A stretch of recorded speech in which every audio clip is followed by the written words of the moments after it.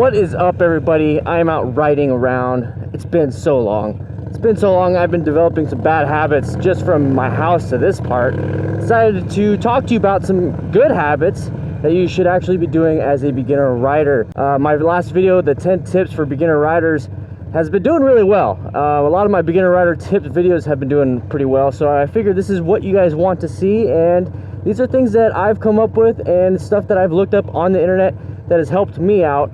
So I want to deliver it to you in video format. I'm gonna have it right here on my phone. That's not super safe, but they're just bullet points. I have everything in my head. So first one, number one, keep your heels in on your pegs.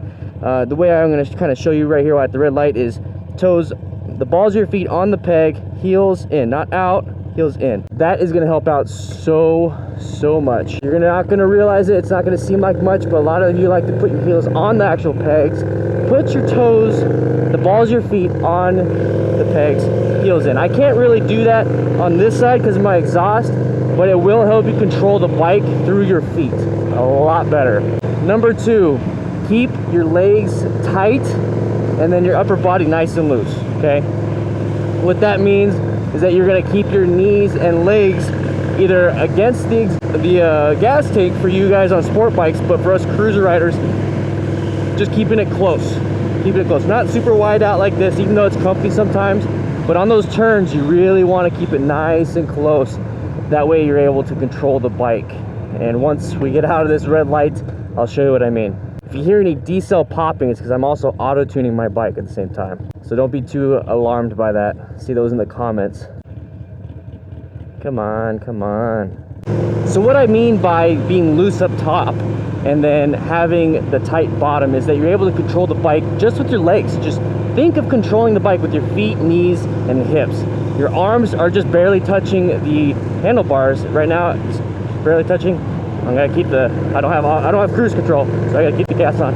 But I'm able to turn just with my knees, just with my hips, just with my body, and it's like super loose on top. That way you have more control, feel more connected with the actual bike. Try it out. Try out the feet, try out the heels close to the bike, and then try out, ooh, what's going on here? Then try out the knees close to the gas tank. You're gonna feel a world of difference when it comes to actually controlling the bike.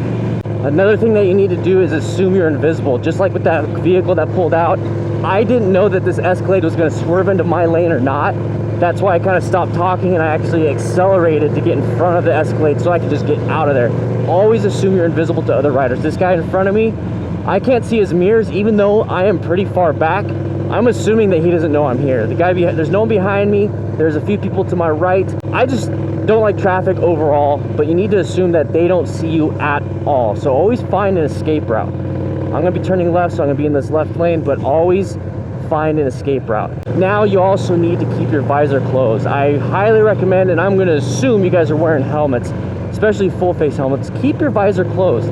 These visors in the United States have to be regulated just like sunglasses are. They're ballistic regulation to where if something does hit the visor or hit the sunglasses, they have to withstand a certain amount of impact.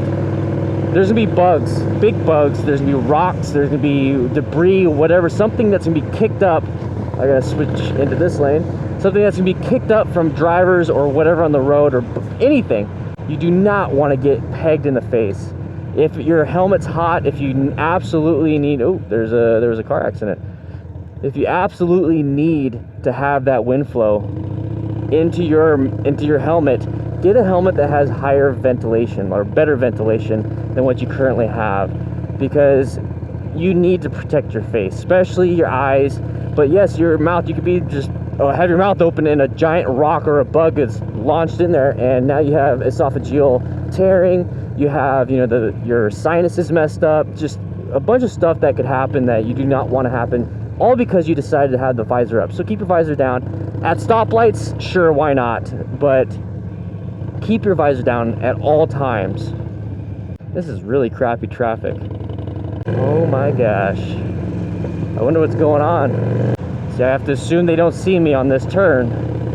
There we go. So now I can get through. All right, these next 3 tips are going to be concerning turns. So I need to find some turns in the road. It looks like I found one.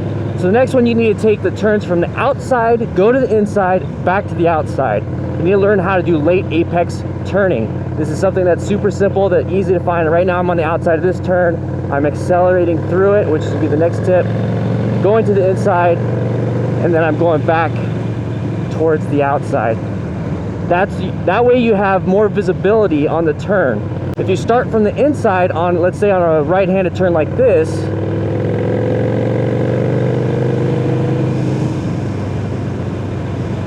I have the guardrail, I have these trees in the way.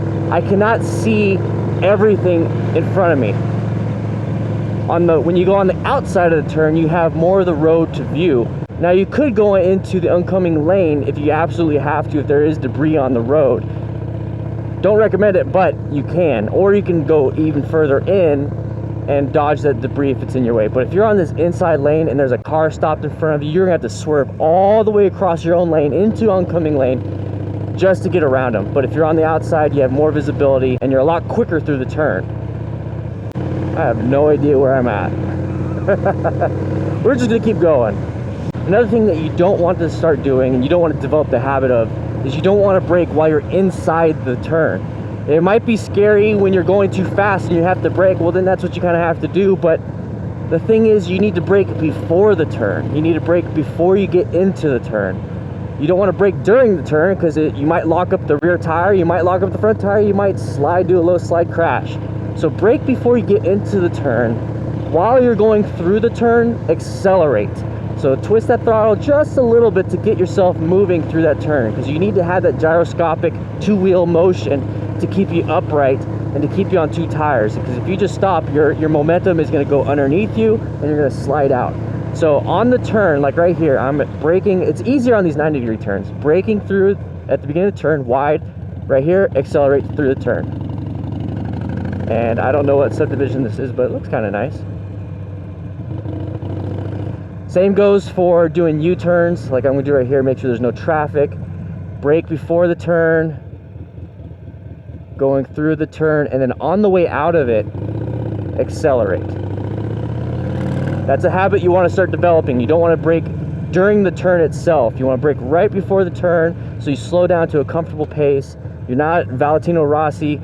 You just need to be able to actually do it and be comfortable with the turn. I got to double check for traffic. It's a little bit difficult when you're moto vlogging. All right, we got another turn right here. So another thing is you need to look through the turn. Literally look, point your head towards where you're going. So right here, I'm going to start on the outside like I've been talking about. I'm not going at a super fast pace, so I don't need to brake right now, but I'm going to accelerate through the turn, and I'm looking at this edge right here. I'm not looking right here, I'm looking right here. This is a fun turn. And accelerate out of it. Accelerate out of the turn. And I wanted to go way back that way, so I'm going the wrong way. But guys, those are my habits that I like to practice every single time I'm riding. You could do the turning mechanics when you make any turn at a stoplight, whatever it is, into a neighborhood, or on one of those big curves like I just went on. Keeping your visor closed, it doesn't seem like something, it seems like a no-brainer, but some people like to ride it with it up because it's hot or it's fogging up, but you can always just crack it like this. Crack it real quick, let the airflow go through, and that way you're able to, get the fog out and whatnot. But guys, try out these things. Just try them out. See how you like them. If it works out for you, great. Give it like a month. Practice it for a month and develop that habit. You really need to develop these good habits so you can ride safely. But with that said, guys, I hope you enjoyed it. If you like it, click that subscribe button. It definitely helps out the channel when you do that. And definitely when you actually push that notification bell. That way you're notified every single time I post a video and you get some more tips or me doing some moto vlogs. But with that said, guys, I hope you guys ride safe, wear your gear, and I'll see you guys later.